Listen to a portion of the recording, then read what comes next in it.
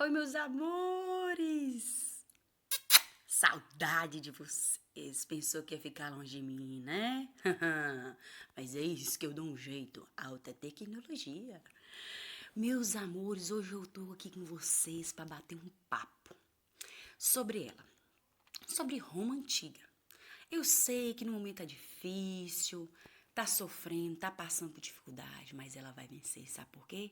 Porque historicamente já passou por muitas outras situações. E acredite, esse povo é forte. Esse povo dá conta. Por quê? Porque na dificuldade nós nos fortalecemos. Então, vamos à história. A história de Roma é dividida em 3 fases. A primeira fase, monarquia. A segunda, república. E a terceira fase, o império. Cada fase tem a ver com o contexto político da época. A origem de Roma é dúbia, ou seja, 2 histórias. Temos um mito que conta-se que 2 crianças foram deixadas lá numa floresta e que foram alimentadas por uma loba. Essas crianças se chamavam quem? Se chamavam Rômulo e Remo. Rômulo e Remo crescem, Rômulo, movido pela dureza do seu coraçãozinho, pelo egoísmo e ganância, mata o seu irmão. E funda-se Roma. É interessante por quê? Porque o primeiro rei de Roma se chamava Rômulo. A monarquia de Roma é diferente dos outros. Porque lá você tem um rei, você tem um senado que cria leis e você tem uma assembleia que vota leis. Ou seja, o rei não governa sozinho. E é interessante também os povos que formaram os etúcros, os sabinos e os latinos. 3 povos diferentes formaram Roma. É por isso que Roma torna-se politeísta e com o passar da história ela vai predominar o cristianismo. Mas isso é mais para frente, minha povo. A sociedade romana. A sociedade romana será dividida em classes. Essas classes têm a ver com as suas condições. Nós temos os patrícios, em minha homenagem, dá licença, que é meu momento de glamour, meu momento de poder. Por quê? Porque os patrícios, gente, era a galera rica, era elite. Como eu não sou, é um momento histórico que eu me acho. Pois é, os patrícios eram grandes proprietários de terra, grandes dons poderosos. Desculpa encher a bola deles, mas é porque é minha homenagem. Abaixo, nós temos então os plebeus, que eram pequenos proprietários. Abaixo deles nós temos os clientes. Os clientes, eles não tinham posse, mas eles tinham liberdade. E os últimos eram os escravos. Os escravos em Roma poderiam ser 2 condições: conquista ou por dívida. Lá em Roma, quem não paga vira escravo. É feio, complicado lá, né, veio? E lá, os reis eram coligados com o senado. Os 4 primeiros reis eram latinos. Os 3 últimos eram etúcros. E o último rei chamava Tarquínio Soberbo. Ele foi batedor. O nome já diz, né, minha gente? Soberbo não deu certo. Era uma pessoa difícil de viver. O que o Senado fez? Tirou os reis. E assim começa a segunda fase, a República. A segunda fase é a República. Na República, você terá o Senado, que criam as leis, a Assembleia, que vota, e a magistratura, que aplica. A magistratura é muito interessante. Eles são divididos por setores. Você tem um cônsul, que são sempre 2. Um para o exército, para governar, e o outro para a população, governo normal mesmo. Abaixo do cônsul, você tem um pretor. O pretor seria a polícia, aquele que manda prender, aquele que executa. Seria a nossa polícia dos dias de hoje. Depois do pretor, nós temos o edil, que seriam os administradores. Abaixo do edil, nós temos o censor. O censor é o que se chama hoje de censo real. O que eles faziam? Eles descobriam quanto que as pessoas ganhavam. Olha que absurdo, fofoqueiros. Descobriam o que as pessoas trabalhavam para poder o quê? Para poder o quê? Mandar quem? O questor. Minha gente. Mandava o questor. Porque aí o questor iria cobrar os impostos. Ou seja, não tinha como você fingir quanto você ganhava. Porque o censor já tinha lá, ó, mandado 21. Aí, nessa fase, Roma vai crescer. Na época da monarquia, gente, Roma era uma vila pequenininha. Agora, na república, nós vamos ter expansão, crescimento. Roma, nós vamos ter dois movimentos. O movimento de expansão interna, onde ela conquista hoje a Península Itálica. A Itália é chique, né, gente? Já vem desenhada de bota. Muito chique. E depois ela quer conquistar quem? O grande, o Mediterrâneo. Só que o Mediterrâneo já era ocupado por um povo chamado catarneses, ou seja, o Catargo.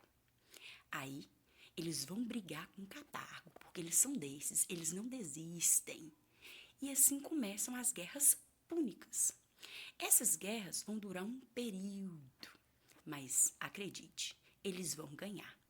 Quando eles ganham, minha gente, Roma agora dominou geral. Eles têm território pra chuchu, minha gente. Eles dominam toda aquela Europa, parte da Ásia e parte da África. Olha, o que é isso? E aí, começa o grande B.O. na vida deles. Por quê? Porque os patrícios, meu momento de glamour, governam tudo. A segunda fase é a república. Na república, você terá o Senado, que criam as leis, a Assembleia, que vota, e a magistratura, que aplica. A magistratura é muito interessante. Eles são divididos por setores. Você tem um cônsul, que são sempre dois. Um para o exército, para governar, e o outro para a população, governo normal mesmo. Abaixo do cônsul, você tem um pretor.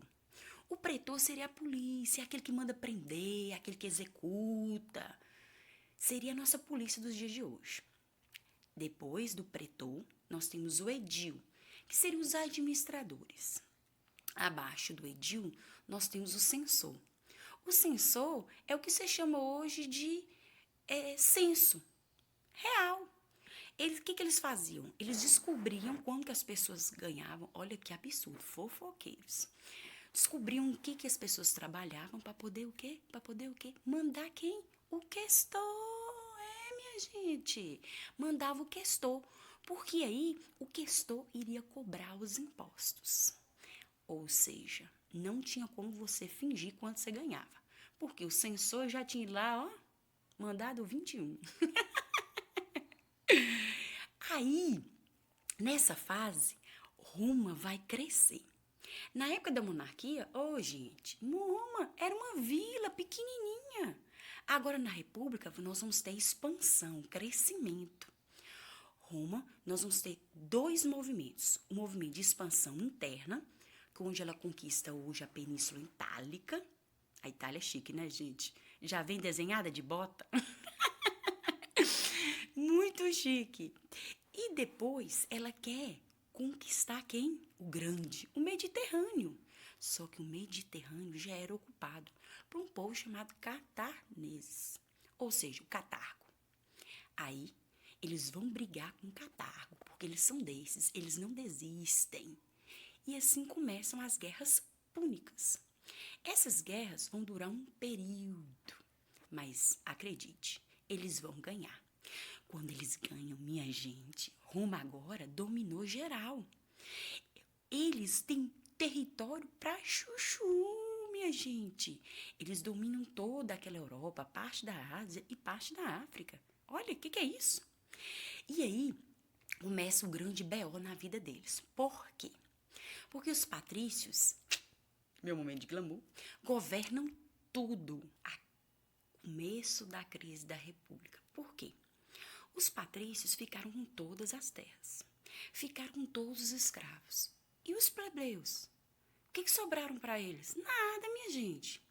Eles começaram, então, a disseminar a pobreza, o desequilíbrio da economia. Se a grana só fica com um, o que será dos outros? Então, o que vai acontecer? Os plebeus vão sair, vão para Roma e vão pedir ajuda ao Senado. Só que os senadores que tentavam ajudar, todos eram mortos pelos patrícios. Porque os patrícios não queriam dividir a grana. A verdade era essa. Mas aí, tiveram que resolver o problema dos plebeus, porque eles estavam pressionando, a fome estava demais, a pressão estava demais. Então, formou um grupo formado por 3, tá? Chamado primeiro triunvirato. Esses 3, quem eram? Crasso, Pompeu e Júlio César. Crasso era conquistador. O que ele fez? Partiu conquista, foi em busca de novos territórios para Roma. O nosso querido Júlio César partiu Gália. Ele virou e falou assim, gente, eu vou ali conquistar a Gália. E ficou Pompeu. Só que Júlio César achou que ele iria lá governar essa galera toda e voltava rapidinho. Só que ele demorou. Em vez de ele ir lá trazer o dinheiro, ele ficou gastando dinheiro. Porque quando você está numa guerra, você gasta dinheiro. Gerou prejuízo. O que Pompeu fez?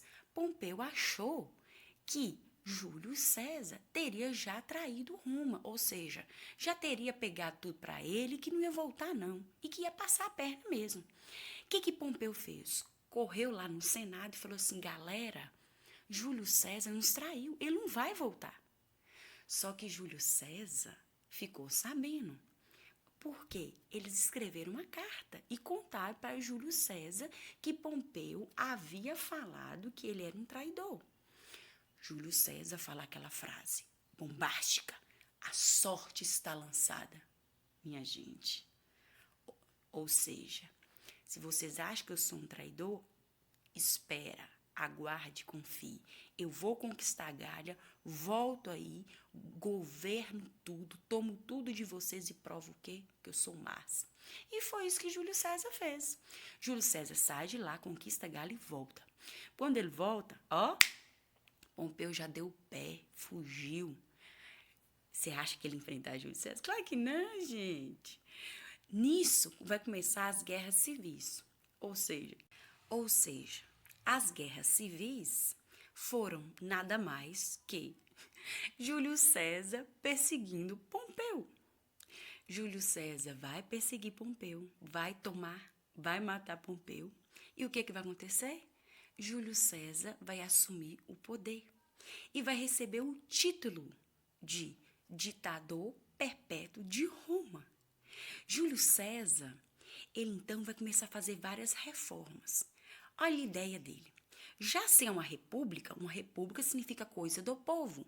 Nós teremos que ter representantes de vários povos, porque a Roma era assim. Em Roma você tem vários povos, porque eles iam conquistando e iam mantendo as culturas e misturando essas culturas. O que acontece? Os patrícios começam o quê? A ficar revoltosos com a situação, não gostando de dividir as coisas, minha gente. E o Senado não achou nada interessante o que ele estava fazendo, essas reformas, porque ele queria distribuir esse poder. Ou seja, o Senado vai matar Júlio César. Trágico. Com a morte, então, de Júlio César pelo Senado, nós temos a convocação do segundo triunvirato. Aí nós teremos Otávio, Júlio César e Lépido. Como o território era muito grande, para ficar mais fácil, dividiram em 3 partes. Otávio foi para a Europa, Marco Antônio para a Ásia e a África ficaria sobre o controle de Lépido. Tudo certo? Claro que não, gente. Marco Antônio queria poder. Marco Antônio correu para a Ásia, dominou geral, desceu para a África e tirou Lepe do poder. E para completar a história, temos um momento romântico. Ele se envolve com quem? Com Cleópatra, rainha do Egito, extremamente manipuladora, sedutora, minha gente. Ele fica nas mãos de Cleópatra. Automaticamente, ele deixa Roma de lado. Virou traíra geral. Otávio, então, percebendo tudo e percebendo o que ele fez, manda então suas tropas ir atrás dele. Aí é aquele momento trágico da história que nós sabemos, que é o suicídio de Cleópatra e do seu amado Marco Antônio. Ou seja, quem que sobrou, minha gente? Só ele, Otávio. Mas quem era Otávio? Sobrinho de Júlio César. Ele sabia, ele tinha certeza que o Senado jamais iria aceitar reforma, mudança para plebeu. Por quê? Porque o Senado era composto pelos patrícios. E os patrícios, minha gente, não queriam dividir riqueza, não queriam dividir poder, não queriam dividir o money. O que ele fez? Ele se auto-intitulou. Ele virou e falou a frase bombástica: eu sou Deus. E adicionou no nome dele Augusto. Augusto significa divino, ou seja, Otávio Augusto. E a partir daí, ele se torna imperador. E teremos então a terceira fase da história de Roma. Temos então a terceira fase com o nosso digníssimo Otávio Augusto como imperador. Ele toma a seguinte medida. Primeiro, paz romana. O que é isso? Ele virou para a galera do exército e falou assim: vamos diminuir as nossas conquistas, vocês vão ficar mais tempo com a família de vocês. Isso gerou muitos likes, o povo gostou demais, porque eles teriam tempo para ficar, produzir nas suas terras e ficar com suas famílias. Outra medida dele foi a pão e circo. Essa aí parece que é boa, mas na verdade é trágica. Ele dava comida para as pessoas e promoviam grandes eventos, espetáculos na verdade. Só que esses espetáculos envolviam morte, sofrimento e dor. Ele pegava os cristãos, pegava as pessoas presas e colocavam para lutar e jogavam elas numa arena no qual tinham leões. O resto, você imagina aí o batedor que virou. Resumo dessa história.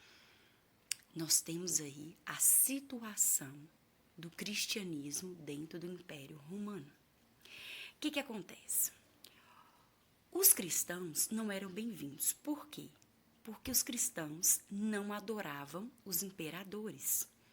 Porque os cristãos são monoteístas. Eles acreditam num só Deus. E isso gerava, na época, uma grande discriminação. Para completar, Nero colocou fogo em Roma e culpou quem? Os coitados cristãos. Falou que era eles. Gerou mais o quê? Antipatia. O problema só vai resolver quando Constantino, que é o primeiro imperador a se converter ao cristianismo, em 313 depois de Cristo, que ele vai assinar um documento que recebeu o nome Edito de Milão. Depois nós teremos um imperador chamado Teodósio, que vai escrever outro documento chamado Edito de Tessalônica, que faz com que o cristianismo se torne uma religião oficial de Roma, de perseguidos a honrados. Então, o que acontece? Nós teremos a crise do Império Romano, que começou pela situação. Basta você raciocinar um pouquinho. Primeiro, eles pararam de conquistar, ou seja, pararam de ter escravos. A economia deles, quem trabalhava, quem produzia eram os escravos. Se diminui os escravos, diminui e afeta diretamente a economia. Automaticamente, não tem mais a mesma arrecadação. Não pode investir tanto como investiam no exército. O exército, agora, ficará fragilizado, deixando, então, vulnerável às invasões de novos povos. É assim que os povos bárbaros irão ter acesso a Roma, pela sua fragilidade. É um efeito em cadeia. Não tem escravo, não produz economicamente, não investe no exército, automaticamente fica vulnerável. Ou seja, os outros povos poderiam invadir e tomar os territórios. Para resolver essa crise, os filhos de Teodósio decidem dividir. Vamos dividir o império em duas partes, o ocidental e o oriental. O oriental vai durar toda a Idade Média. Ele vai se transformar no bizantino, Império Bizantino. Já o ocidental, ele vai sofrer invasões dos povos bárbaros. E assim fica a nossa última fase da história da Roma Antiga. Espero que vocês tenham gostado. Acessem a sala Google, lá tem todo o material preparado com muito carinho para vocês. Que Deus os abençoe, vamos ficar firmes e fortes e até a próxima, em breve. Para resolver essa crise, os filhos de Teodósio decidem dividir. Vamos dividir o império em duas partes, o ocidental e o oriental. O oriental vai durar toda a Idade Média. Ele vai se transformar no bizantino, Império Bizantino. Já o ocidental, ele vai sofrer invasões dos povos bárbaros. E assim fica a nossa última fase da história da Roma Antiga. Espero que vocês tenham gostado. Acessem a sala Google, lá tem todo o material preparado com muito carinho para vocês. Que Deus os abençoe, vamos ficar firmes e fortes e até a próxima, em breve.